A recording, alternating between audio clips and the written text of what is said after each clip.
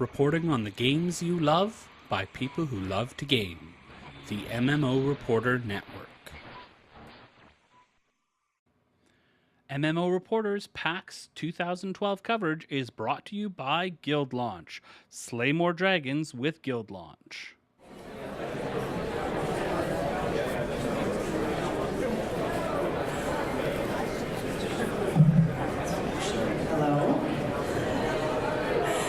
Hello, everyone. Welcome to this awesome event with these amazing composers. My name is Emily Reese. I host a podcast called Top Score from Classical Minnesota Public Radio, where I get the distinct pleasure to speak to folks like this for the show and talk about their music and things like that. So we're going to do a little bit of that today. Does that sound good? All right. I imagine some of you might be a fan of at least some of the themes that we'll talk about today. Is that the case? I would imagine. Yeah. Well, at the opposite end of the table, we have Mr. Michael McCann, who wrote a magnificent score for a game called Deus Ex Human Revolution. Has anyone had a chance to play it?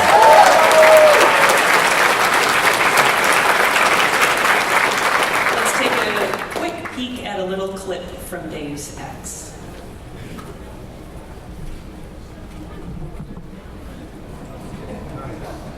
The year is 2027.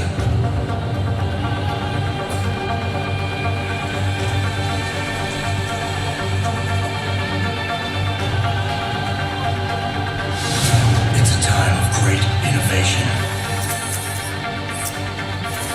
and technological advancement.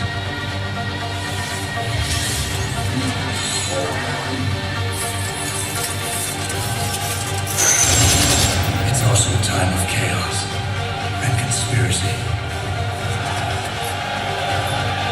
I don't even know whose side I'm on.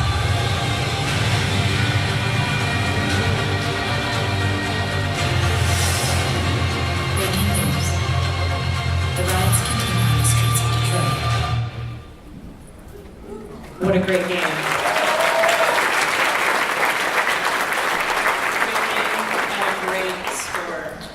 To his right, we have Jesper, who has just finished the score for Darksiders 2. You might also know his work from Assassin's Creed, perhaps. And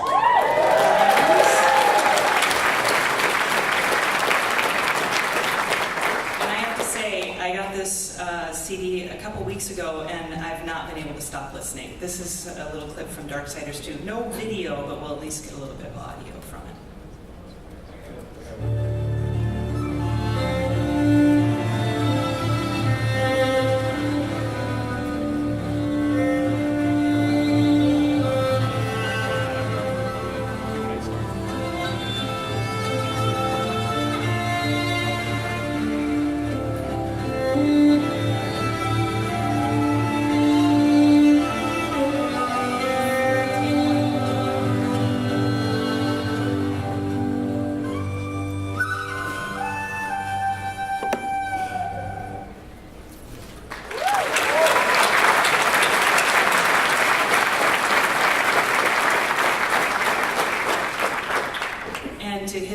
Inon, you might know his music from Dragon Age Origins, Dragon Age 2, maybe even Fallout 3. And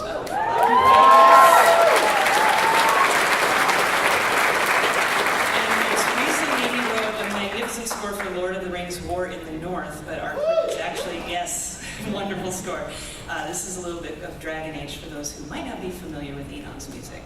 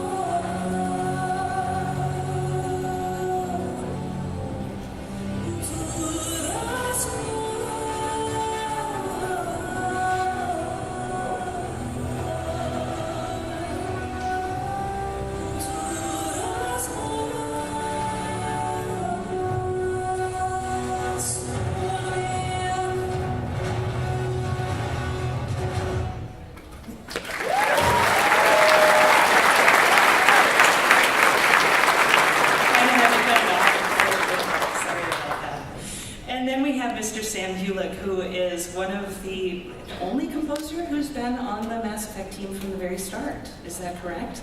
Mass Effect fans? Are there any in the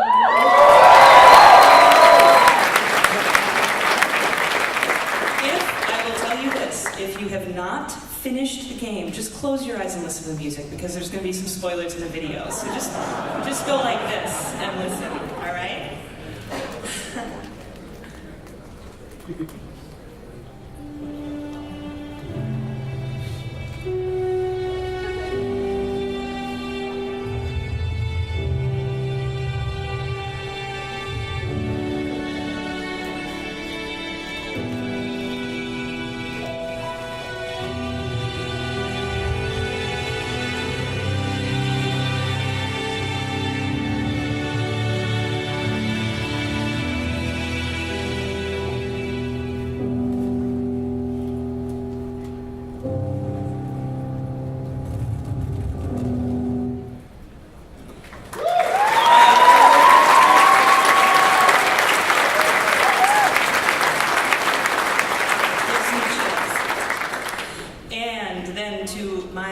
We have our special guest, Mr. Martin O'Donnell. Any Halo fans?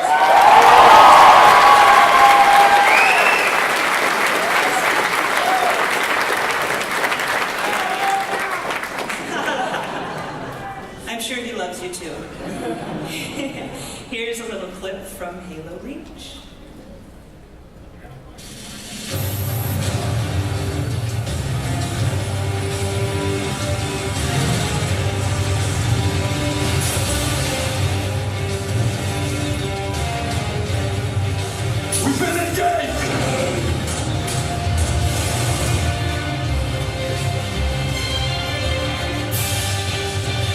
Winter contingency. May God help us all.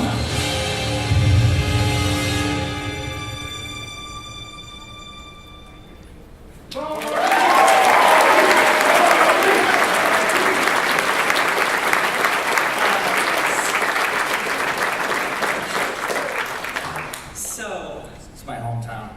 Yeah, it is his hometown.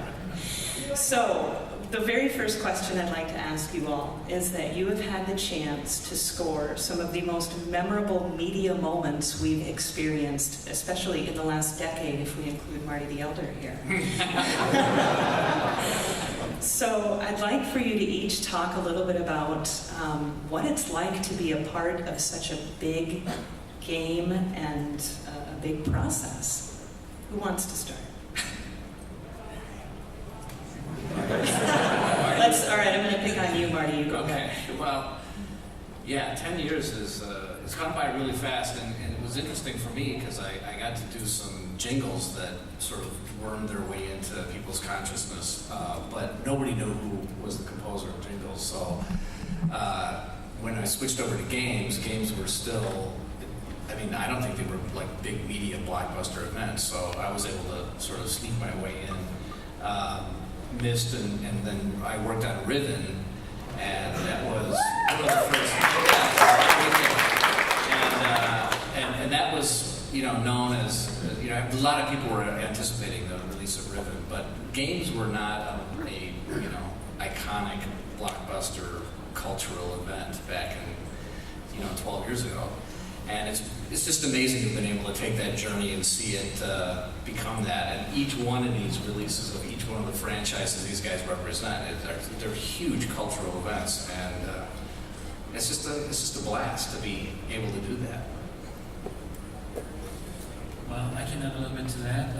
I think one of the things that's really changed is the size of the development teams. I think it adds a little bit more pressure to the composer. You might have a little bit more of a cooks in the kitchen kind of scenario. From the first Hitman game in like 2001, I think it was, which was more like kind of an indie movie type production. That's kind of how it felt like. To working on the Assassin's Creed franchise.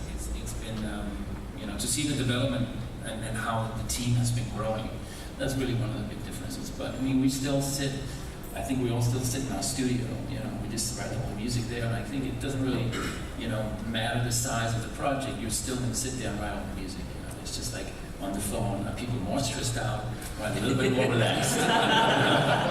So, Well, there's one more thing that changed dramatically throughout. I think I'm music for video games from 1995 or 6 or something like that.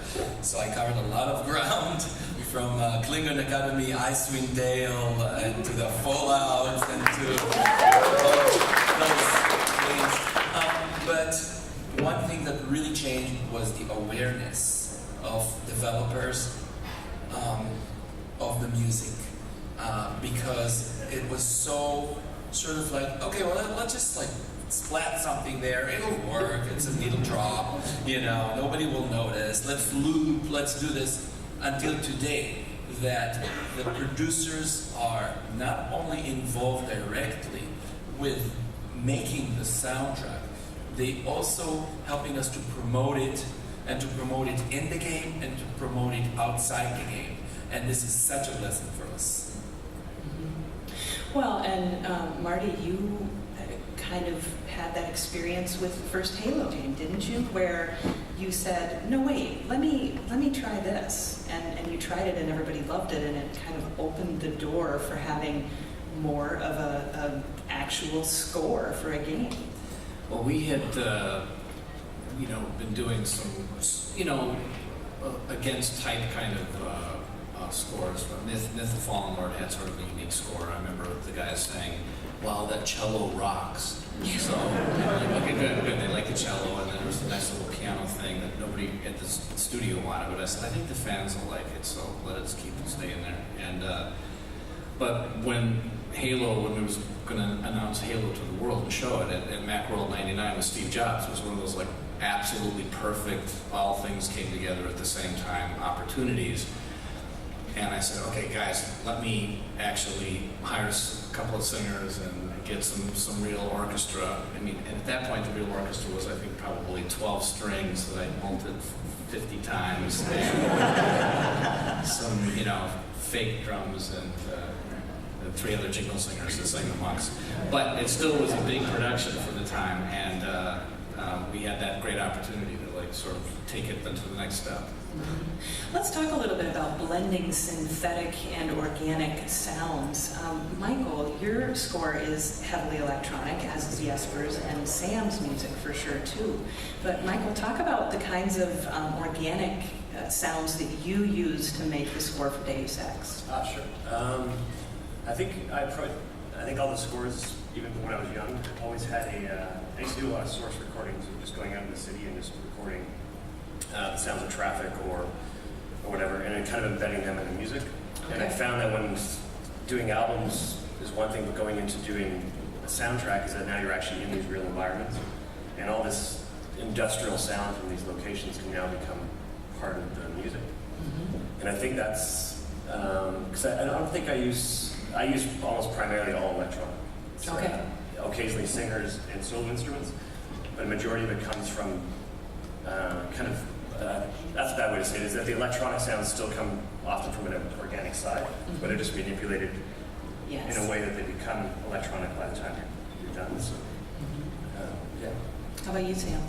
Actually, prior to Mass Effect, I hadn't really worked on much that was involved in synthesized sounds. My ghost wrote for Max Motors Zombies in 2003 or 4. So I was demoing for Mass Effect. I was actually competing against Jack. And it was a funny story that he actually won the contract, and then he got to hear my demo materials and asked why I would hire this guy. So they worked together and they brought me on board to pitch in, and it was a new experience for me. They wanted this vintage 70s, 80s analog synth, and to me it was kind of foreign. So I just jumped in and learned what I could and got the tools. Yes, I consider those synths vintage. They're part of my professional life. Just another day for Marty. Pull out his 1970 Casio. Jesper, you have, and in fact all of you, one of the things that I really adore about everybody's music up here is, even though it sounds so different, they are all using elements of the human voice in at least some of the music they've composed. And Jesper, you've talked about this, how you always record the human voice, but then you like to manipulate it, right? Yeah, I like to manipulate, pretty much everything I record. Rarely do I record a live instrument and just put it and say, okay, that's it. I don't know. It's just it's in my nature, I guess. I really like to tweak things, and I have so much going on in my tracks that are not necessarily something you can hear, but it's in there. I try and find ways to kind of hide it. And, when you just put a straight recording in there, it doesn't always, it kind of sticks out a lot. So, I kind of, blend all the things together. I find it really interesting to record live instruments with electronics, because if you have a melody or a theme or something like this, and you put a live instrument on it, it can really enhance the melody. It kind of makes it stick out, and it gives it some kind of additional quality almost. The focus becomes more on the melody, and that human performance is something that really lends itself well to electronics. It can, sometimes, adding that human element gives it a very dramatic, cinematic feel. And you've all used the human voice in subtle ways and much more overt ways, such as, of course, the Dragon Age soundtrack has Aubrey Ashburn. Is that her? Aubrey Ashburn, right?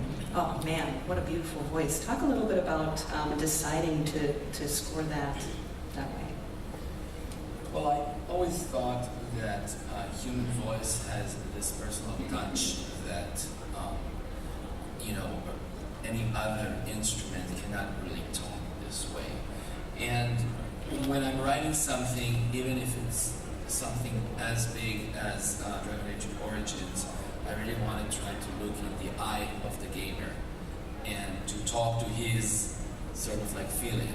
And I thought that the best idea would have been to actually have a real voice telling the story rather than like a huge orchestra. And I think it worked quite well this way. So each of you are hopefully writing music as we speak. You all have projects that you probably can't even talk about, which is unfortunate. But let's hear about some of, well, first of all, I do want to know how each of you got started writing music. So let's start with you, Marty. Well, back in... Does everybody know any of the jingles that Marty Flintstones kids? Carry on. Yes. That's good. You really do have fans in here. Yeah. My mother was a piano teacher, and I started playing the piano since I was 7, and took lessons, and was in a rock band and all the rest of it. But I went to the conservatory as a piano major and had a band on the side. And I remember the day one of the drummers, I was figuring out some, I forget what it was, Gentle Giant or Led Zeppelin or Jethro Tull something. These are all real bands, come on. Anyway, the drummer said to me, he said, well, why you work so hard on figuring all the parts out and teaching them to everybody, why don't you actually just write something? And I thought, wow, I actually had never thought about actually writing something. So I did, and I thought, oh, this is what I like to do. I like this way better than just playing the piano. So I went back into college, and I said I'm switching to composition, and that's how I got started writing.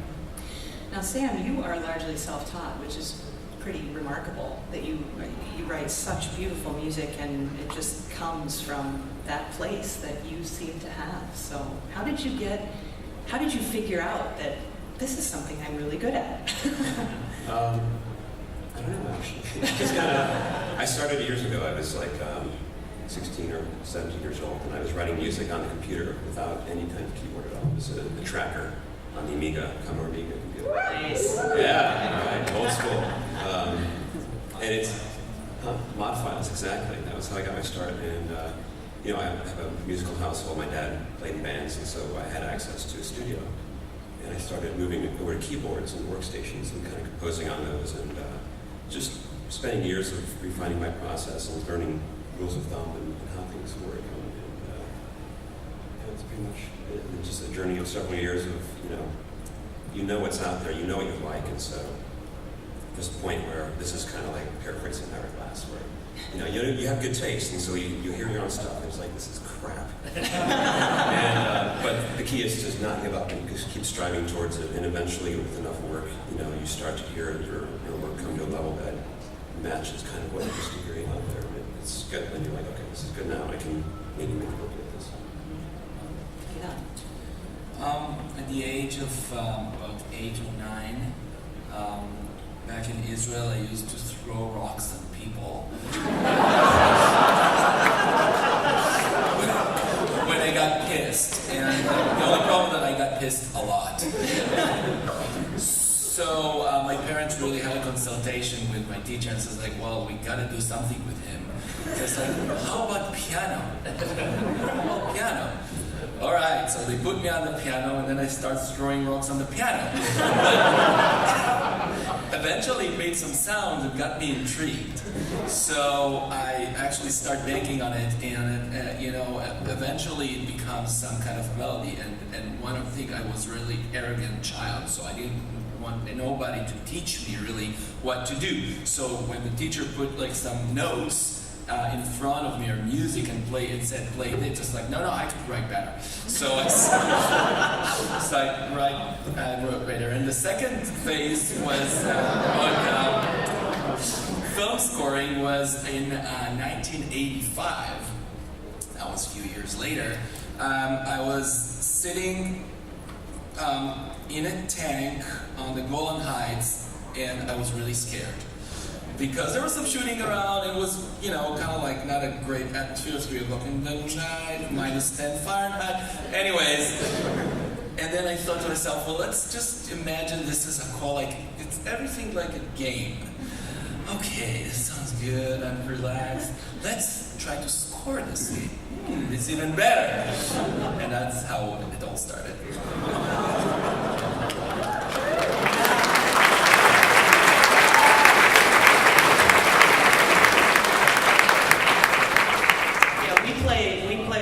Games on the screen. Inon has actually lived them in real life for sure. Jesper. Well, I got my start in the European demo scene. I got a computer when I was 14 years old. It was Commodore 64. Great machine. I got it for Christmas, and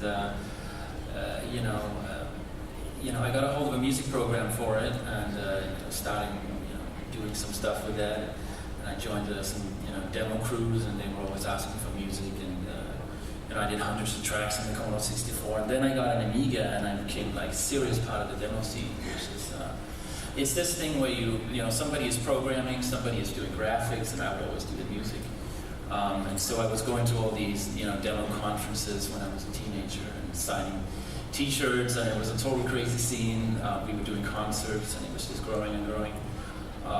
And then we finally did a demo called Hardwired, which was kind of what we felt was the best we could do. We got together with a demo group that was known to be a really good programming team, and we were always graphics and music. So we got together, we did that demo, we were like, okay, what are we going to do? How are we going to top this? So we formed a game company, and this was like, when you're in the demo scene, one of your dreams is always to be, okay, how can I keep doing this, and make money on it? And you can form a game company, and you can keep programming, you can keep doing all these things. So our first game got sold to Sega, they brought us over, and we did some more games. The company crashed, and all the guys went back to Denmark, started IO Interactive, started working on Hitman. I decided, okay, I'm going to stay, and that was pretty much the beginning. I always liked to mess around with computers, and that's basically it. I love how you just sneak it in there. Oh, they went back and they started Hitman, and just like, it started Hitman. Yeah. Michael. I started. My mom and dad used to have electric organs around the house when I was really young, and I kind of picked it up and started playing stuff by ear, and just like really simple. I had no coordination. And I played on them so long that I went to my aunt's place when I was maybe about 10, and she had a piano. And I spent about half an hour trying to find a power button. Because I never played it. Everything I ever played was electric. So. I went from doing just kind of learning by ear to me and my brother, when I was about 13, we both saved up and bought a Sonic VFX SD, which is kind of all in one. yeah, I started trying to put songs together like that. And then I got into sound design later on, and the sound design was where things started to pick up.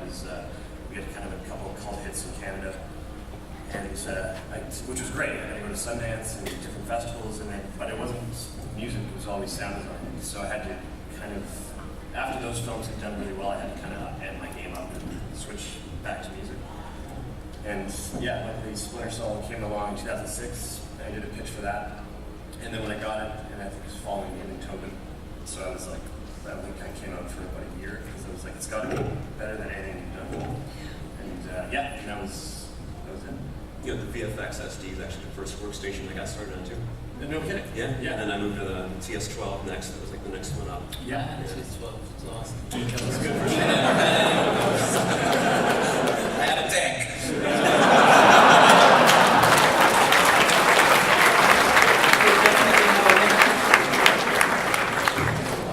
So, one of the questions that I get asked to ask you all quite frequently is just what do you suggest aspiring composers do to try and work their way into this business? What piece of advice do you have, or what possible roads should they consider traveling, and open to anyone? Well, I can jump in there. I mean, I think it's my personal opinion is that you need to find your own voice. You need to try to be as unique as you can with your music. Find out what kind of music you like, and just keep honing in on what is your favorite type of music. Obviously, if you're trying to do a film score, don't just say my favorite band's Led Zeppelin. Let's make this work. But still, find out what film music and what kind of music styles you like. That way, you can start honing in, because there's no way you can just say I'm going to be good at everything. It's too general, and the competition is too great. It's better to go and say I'm really passionate about this music style. Let's put everything into that, and then at some point, it'll start coming together. I mean, I wrote a ton of music that was just shit. It's just, there's nothing wrong with writing bad music. The great thing about bad music is that you realize and recognize that it's bad, and you go back and you learn from why you think it's bad. You try again and again and again, and it's just gonna keep going on for a while, especially if you're trying to teach yourself. But anyway, that's kind of how I look at it. I was going to add, kind of what you're saying about finding music that you like is that I find, especially early on for me, is that if you're trying to write in too many different genres, you kind of get lost and you don't really have a sound. And that until you do, then you're kind of always getting pulled in all these different directions, which can be, it's not a lot of fun. Whereas when you start to hone in on the style that you like and that you enjoy, is that the music seems to get better. But you also kind of get known for that kind of style. You get kind of a reputation for that, which I think is better than kind of getting pulled into doing, like you're doing, what I was doing was advertising and games and film, and all over the place, is that you definitely lose your voice in that. And also, don't fall into I call it a trap of trying to think what's popular right now, so this is the music style I want to learn, because by the time you get really good at that style, who knows what music is popular? You just got to go with what you feel is interesting to you, so you can put your passion into it. I would add that one thing that's a tool that everybody has to have is, if you want to be an isolated composer in your studio and just make great music, that's one thing. But if you want to actually be successful, you have to learn how to collaborate with other creative people. And that is actually a skill that takes some work. So relationships, friends, not stomping on somebody who has an idea that's different than yours. Figure out how to actually collaborate with other creative people is hugely, hugely important. Play more co-op games. It'll help you. Just turn the headset off. My serious advice to composers is Get a tank. Marty, I'm not joking. I have very serious advice for them. Go away. Don't need you. Enough competition. But serious, one of the big advice I can advise you is don't get caught too much falling in love with your own music, because you're going to get hacked one after the other after the other. You send a cue that you think that it's a great cue, and then somebody just, well, your body director is like, this is not good enough, or this is not good at all. Or worse than that, it's good, but can you change the cello line? It's like, who are you? The last time I asked the sound designer what's the difference between violin and a viola, he said viola just burns longer.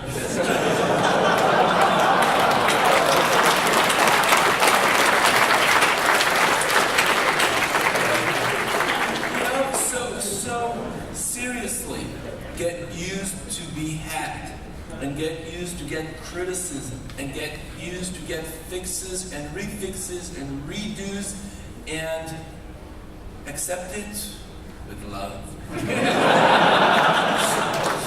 Because this is the only way really you could succeed, by not really falling in love too much with yourself, even if you're great. And you are great. There are so many great composers around here, and it doesn't matter if somebody knows them or no. I hear so much great music from people that I just don't know who they are. So don't think that if you don't have a name around there, that it really doesn't mean that you're not great. You probably are. You just need to find the path. Yeah, Marty mentioned relationships. That's a huge part of it. A lot of networking, and where you go on your path is really all about other people and how they've helped you grow and what they've done for you opportunity-wise. If it weren't for Jack Wall, I probably wouldn't be sitting here on this panel right now. So there's a lot of that involved. In fact, Jimmy Henson worked on Mass Effect 2. He's sitting here. There you go.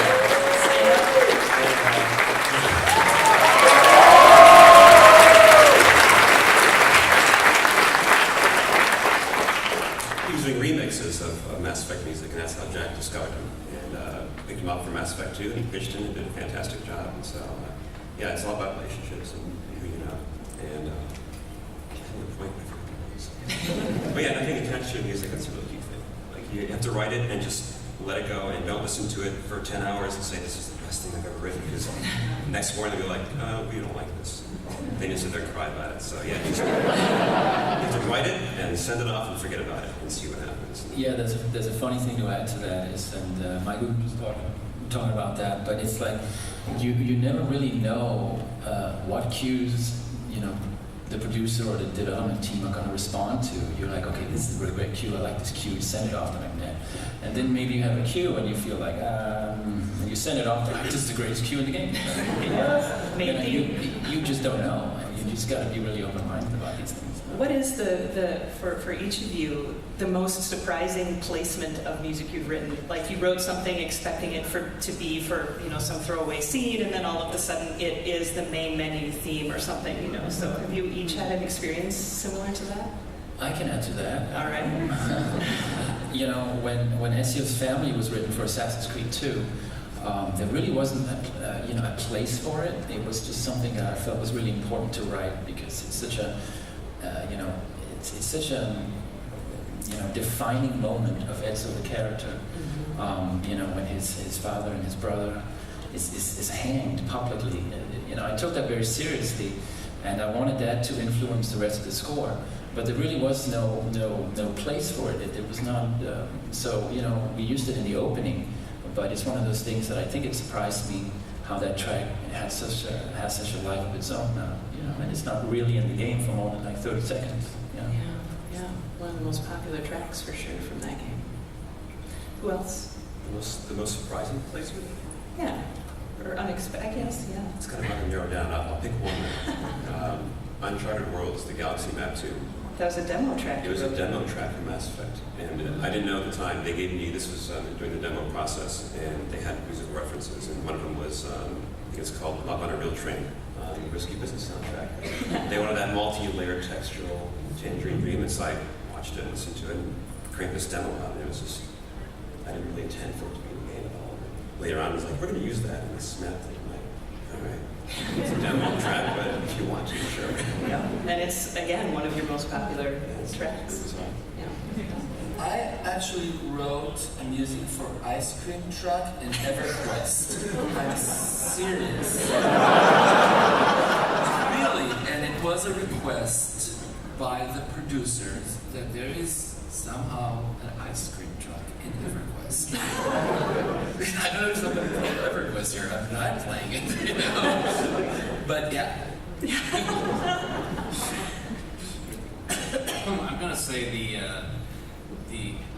the actual monk chant from Halo, because we were just trying to like figure out how to like tell a cool story and make it something sound ancient for the Steve Jobs presentation. So there was no real thought like, oh, this has to be the theme, this has to be for the next 10, 12 years, it's going to be the main menu thing or whatever. There was no thought like that. So it's just like, well, we'll start with some monk singing, which will make people feel like it's ancient, and then whatever. So, I mean, it just, I remember, and when Microsoft bought Bungie, I had been independent. My own company actually owned the rights to this music, and they said, well, is this music then going to be in the game? And I'm like, well, I'm the audio director, but I don't know, because it worked really well for the trailer, but I didn't know if it was going to be in the game. I said, but it might be. I'm the audio director. I'll probably choose to have it in the game. I just was always sort of surprised. Although being a jingle composer, I knew it's always good to write melodies that can stick in people's heads, just in case. But every once in a while, people, I'll get some of the guys will say, well, we need you to write that, mnemonic thing. And I'm like, yeah, I'm writing a lot of music. At some point, something's going to rise to the front. We're going to pair some piece of music with some cool video or some cool encounter or whatever, and it's going to become the thing that people remember. But I don't know how you guys feel about it, but it's really hard to have somebody say, okay, we need a really great 5-second theme that's going to like define the next decade. Can you write that right now? It's not the way to go.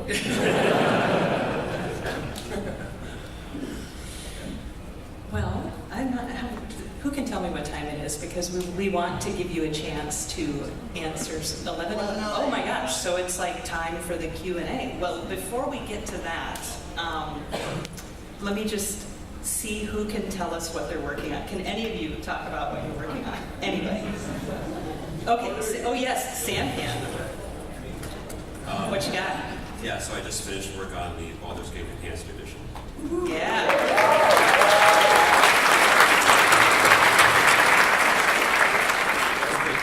Because that is one of the scores that got me into scoring. Michael Honig's score for Baldur's Gate 1 and 2. Excellent. So being able to work on that is just amazing. But there's more stuff, I can't really say what, but there's more stuff with the overhaul games team, Baldur's Gate related. As long as you're all currently writing music, I think we're all satisfied, quite honestly. Jesper, you've got another tiny little game called Borderlands 2? Yeah, Borderlands 2 is coming out. Yeah.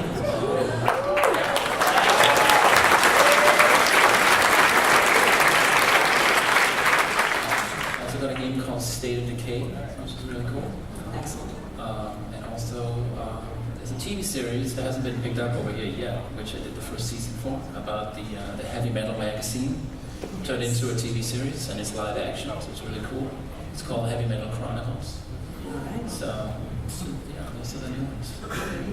Enon, I know you can't say anything. Marty, I'm pretty sure you can't. Yeah, I'm working with a company called Bungie. They're just across the working on a new project, and I'm writing music for it. I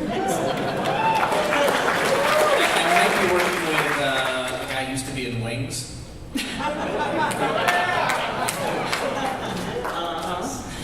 Michael McCann, what have you got?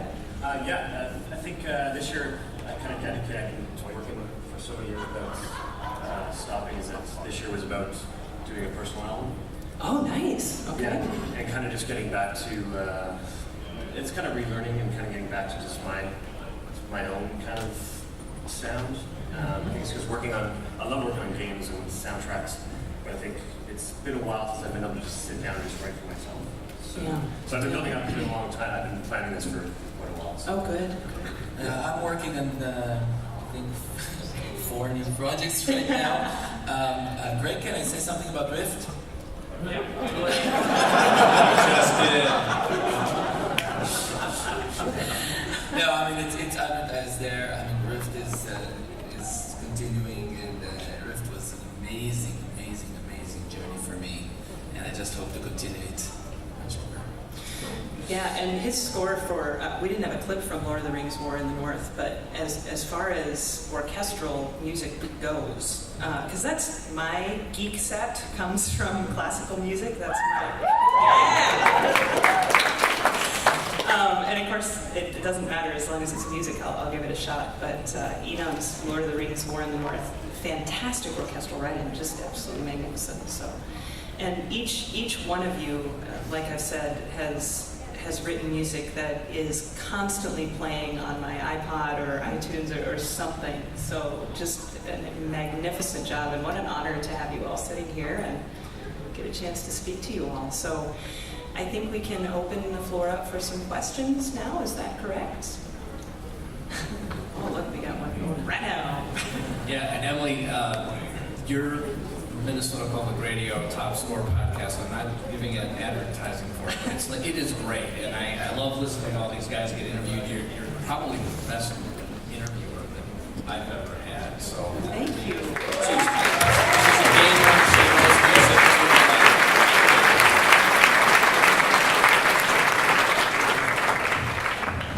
All right. Try and get the mic. So, very awesome.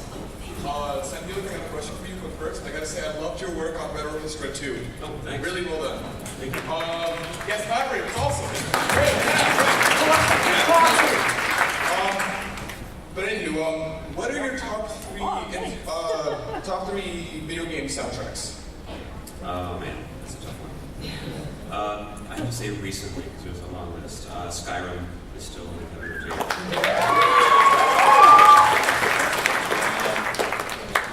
I don't listen to a lot of soundtracks. I know it sounds weird, but I try to keep my head clear of themes when I'm writing stuff. I don't know. I guess I can go back in time and say Baldur's Gate 1 and 2 are my favorites of all time. And actually this guy, Champions of Norath, is still one of my favorites. Yeah.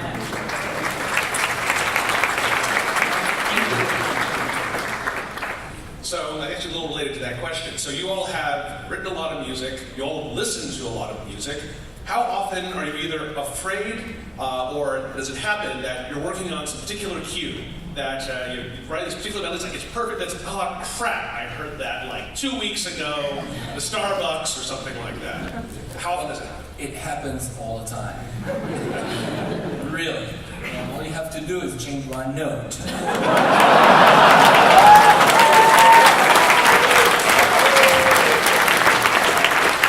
If you are familiar with the infringement laws, which you should as a composer, you should know that more than 3 notes, you know, and sequentially going, like do do do do do. Don't do that because it's more than 3 notes, right? But if it's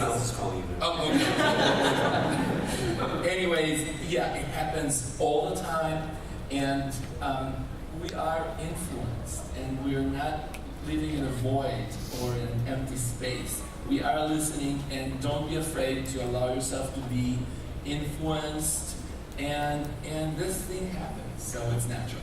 There's only 12 notes. I'm sometimes shocked. Yeah. Thank you. Thank you. It's a pleasure to be here and to meet some of my favorite composers that score such great games, from Deus Ex, Assassin's Creed, Hitman, Mass Effect, and it's like for the creative process when you're scoring games, it's like what do you work with? Concept art, or it's like what are you given to what you're going to score for a game? So much for me, it's say my score stuff. The only thing I ever had was concept art. I never saw gameplay until about a year into it. So you get a script and then a concept art, and then between me and the audio director, you really have to decide on the sound. And then he's, I guess because they're developing it in Shanghai, he would occasionally send small video clips that were really low resolution. I think that's just so that it was getting around. But yeah, it's weird because you kind of hope when you see the finished product that it all goes together. Yeah. Yeah, I can add to that. The concept art is actually a really good thing because it's what the team often is looking at when they're trying to finish the game. And sometimes you have a really early, beta of the game, and it doesn't have the atmosphere. The lighting is not working and all this stuff, and it's just like polygons, and you're looking at it, and you're like, And it's kind of tough to imagine, you know. But then you can add the concept on top of that in your mind, and you can get a feel. Okay, this is how the atmosphere. This is what it looks like, and this is, you know, atmosphere. I was gonna say, I don't know if you get this too. One thing with, and I love the idea of concept art as well, because but what I found that the biggest surprise I've always had is that concept art doesn't tell you the pacing of the game. And I find that can be just the walking pace of the main character, especially in first person. Is that what I did to say Splinter Cell? It was all done in a certain tempo because I just envisioned how quickly the guy was moving through the halls and through the environment. And then when you saw the game, it's a lot faster. And all of a sudden the music seems too slow. And then you start to speed it up a little bit to kind of match the pace. That's my experience. So I actually am the audio director, so I get to push back on the guys who want at the studio who want to get music in too early, and that's I think that's actually I just don't think it's a big process to get music in early. But designers, you know, they have no textures, they have the scripts are broken, things are bad, so at least music makes everything exciting. And I'm like, yeah, fine, but it's not going to be my music, and I don't think it should be in there. So I'm going to wait till I actually have something where I can see the pacing, I can see what the encounter is doing, and where the climax is. And I try to wait as long as possible before we implement music, because I want the game to be coming together enough so that like music actually is scored to what's going on the screen. But certainly, you know, all through the early development process, developing atmospheres and themes and stuff, it's the concept art and talking to the writers and all that is very important. Yeah, for Mass Effect, we have mostly rough renders of cinematics, so we don't see the final thing until probably it's too late. Like we already had a lot of the tracks written, and we're just scoring to untextured models. So it's Jesper running around in his pajamas, basically. No armor, it's just a gray jumpsuit, shooting at triangles and cubes. So your imagination is equal in that lot, and script, of course, with Mass Effect. Very beginning of the whole series, they gave us this encyclopedia, which is like a 100-page PDF with like every detail about every alien race, currency, language, like everything you can possibly imagine to help you immerse yourself in the environment.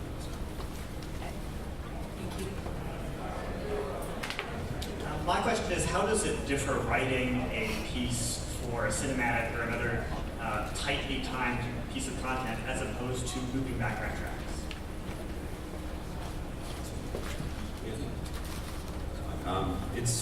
That was actually hard for me initially when I first got started on Mass Effect. I was used to just writing background pieces or looping pieces, interactive. And the cinematics, they're timed a lot. It's very specific. But I guess, I'm not sure how to explain the differences. It's just, you don't want to make it too tailored to the action. Like, you don't want to make your mouse it where every gunfire is timed with a cymbal crash or something.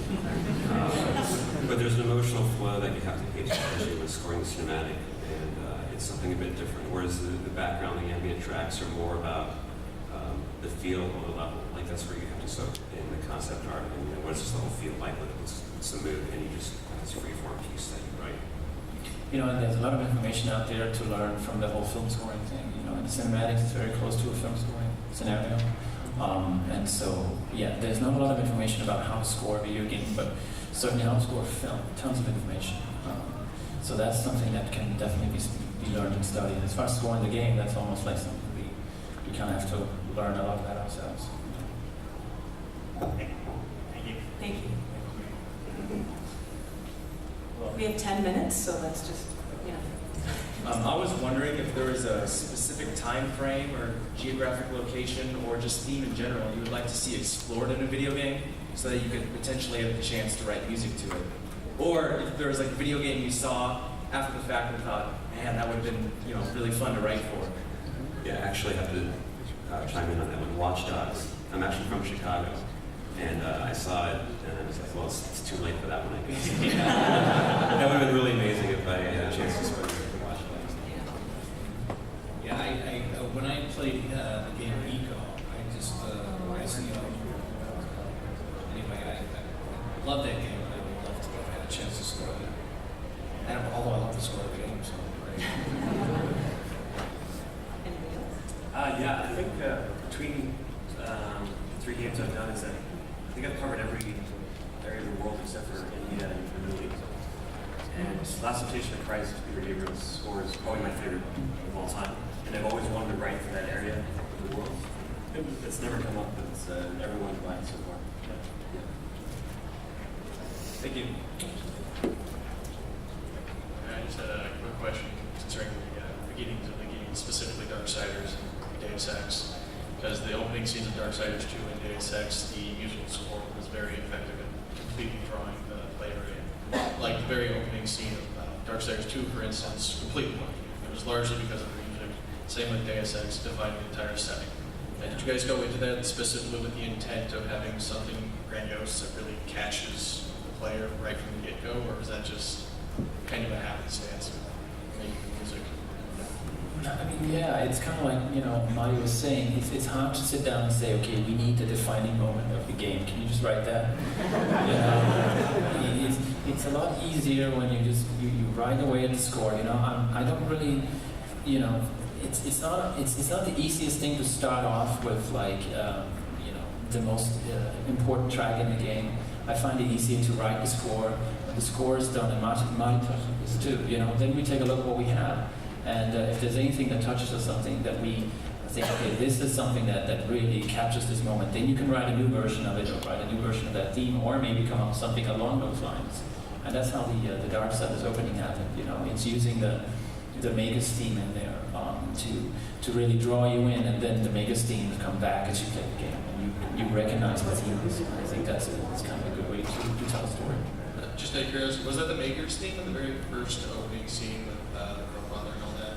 Yeah, it's in there, but it's a bit of a different version, but it's still that theme. It's called the Corruption of the soundtrack.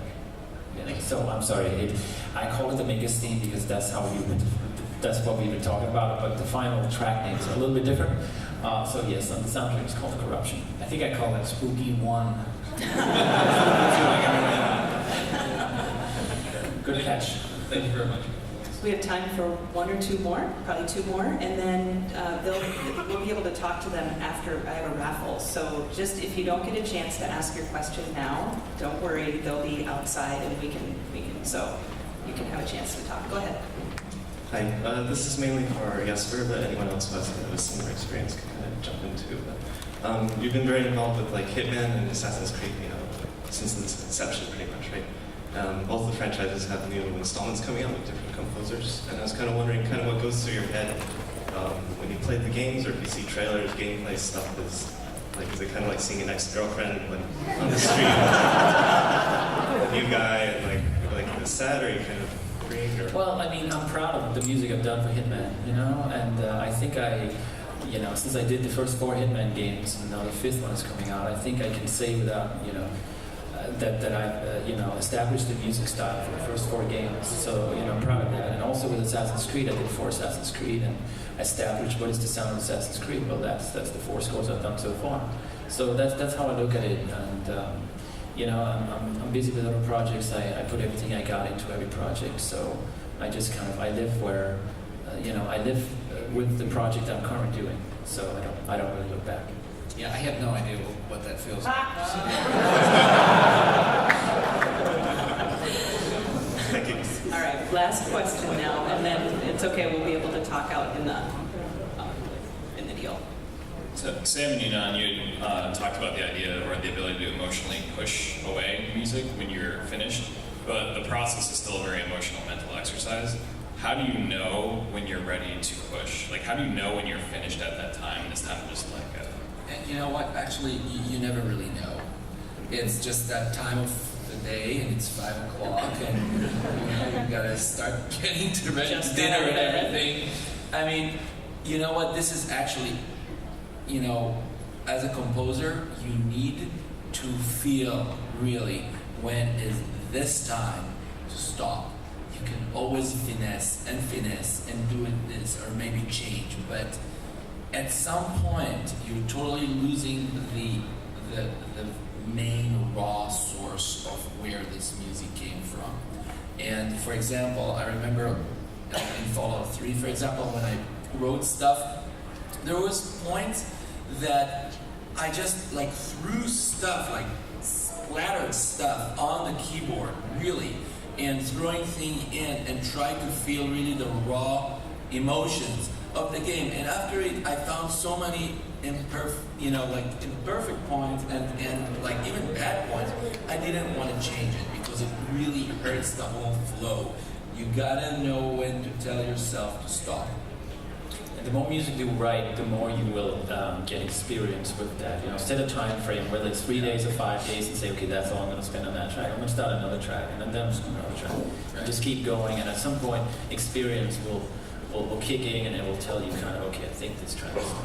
Yeah, there's a point where you'll feel good about the track. You'll like it, but you just can't get attached to it and keep listening to it and be like, once there's a point where you get to and it's done and you listen to it and it matches kind of what they've asked you to write and you're comfortable with it, then you send it off and hope for the best. I was going to say, you guys might, I don't know if you guys see it this way, because I kind of see it when people ask, especially with a game, is that there's so much music and you can be on it for a year or 2 years, is that I kind of relate it to if you're working on like a 100-foot statue and you're starting at the foot and then you slowly work your way up, but you've never seen the whole thing from a distance. And that when you get to the end or close to the end and you kind of listen to everything you've done, is that I'll often kind of see too big of shifts in the style. You've gone through these big kind of like evolutions of sound, and I'll occasionally go back and start to kind of try to kind of fill in everything so that it kind of has a more consistent sound. I think that's where the track might be done, but it might be missing something that say you get better at later on. But yeah, it might be because I'm terrible for going back and redoing it. Or you might discover something later on, and you're not to go back. Yeah, it might go along earlier.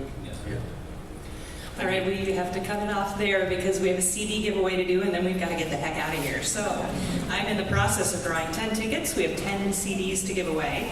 So 2 from each. All right. So we will start with, let me just draw 10 tickets here. I know this is maybe not the most efficient way to do a raffle.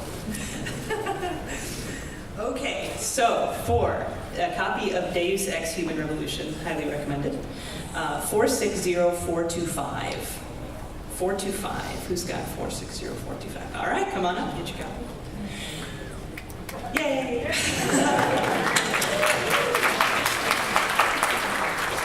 The last one ends in 422.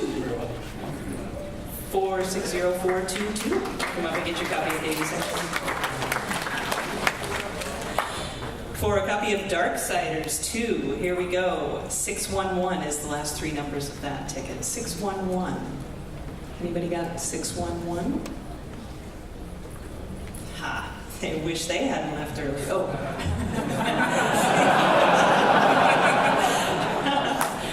Okay, so therefore we're still with Darksiders 2. How about 500? Yep. Excellent. All right, come on up. Thank you. And for the other copy, 192. All right, come on up. This is for Lord of the Rings War in the North from Inon. Here we have 573.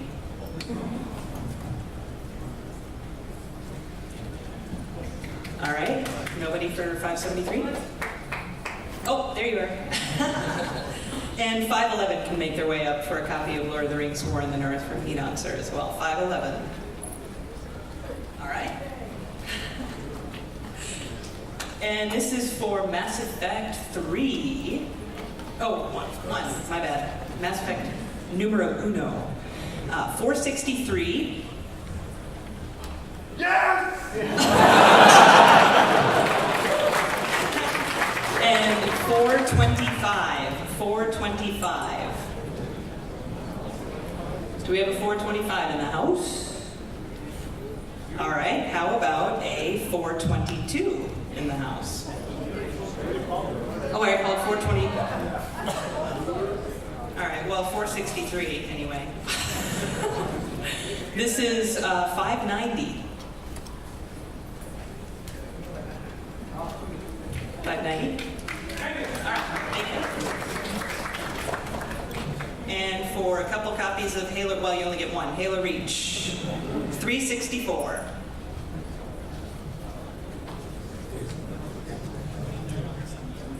Great. Okay, that was loud.